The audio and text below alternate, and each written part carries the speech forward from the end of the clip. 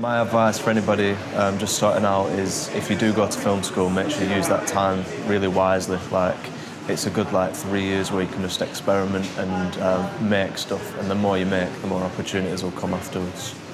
Just eat, digest films. I watch sometimes 3 films a day since I was 14. Just keep watching films, going to see films. I used to just go to film events by myself and then make friends, and yeah, just make films with your friends and people around you. I think from being a part of the Sundance Ignite fellowship, it's just opened a lot of doors in terms of having that big Sundance name behind you. Really can do a lot for opening opportunities up.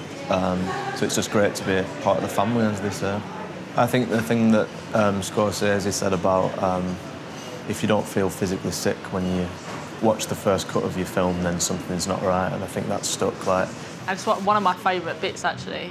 Once you've got all the footage together, you literally get to sew and weave and create a whole new film out of it. And especially when you're working with an editor as well, it's great having 2 eyes on something, because you may have edited it in your head while you're writing the script, and then when it comes to editing, they breathe a whole new sort of life into it.